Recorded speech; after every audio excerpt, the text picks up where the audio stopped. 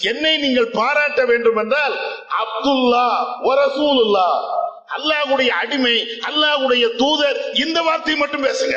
இறைவன் இருந்து எனக்கு வகி வருகிறது அதை சொல்லு.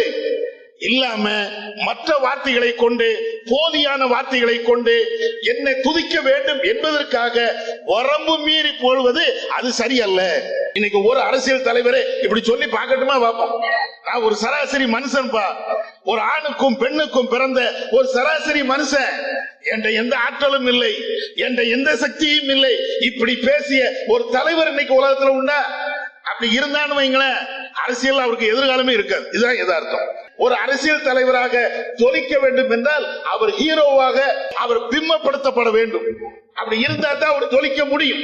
எந்த அரசியல் கட்சினா நீங்க பாருங்களேன், எதுக்கு ஒரு கவுன்சிலர் பின்னால 40 பேர் இப்படியே போறான், வருகிறார் கவுன்சிலர் வருகிறார். ரசூலாவை நீங்க பாருங்க, தெருவுல இப்படியே போவாங்க, பிள்ளைங்க ரசூலாவுடைய கையை அப்படியே பிடிச்சுக்கிட்டே போறாங்க. ரசூலா தெருவுல போறாங்க, முன்னாலையும் பின்னாலையும் அபூபக்கர் போகல, உமர் போகல, பெரும்பெரும் சஹாபாக்கள் போகல.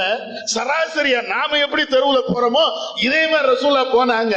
பிள்ளைங்க ரசூலாவுடைய கையை பிடிச்சுக்கிட்டு அப்படியே போவாங்களாம். அந்த குழந்தைகள் ரசூலாவுடைய கையை பிடிச்சுக்கிட்டு எங்க கூட்டு போறாங்களோ அங்கேயே ரசூலா அப்படியே போய்கிட்டே இருப்பாங்களாம். இது ஒரு மகத்தான அரசியல்.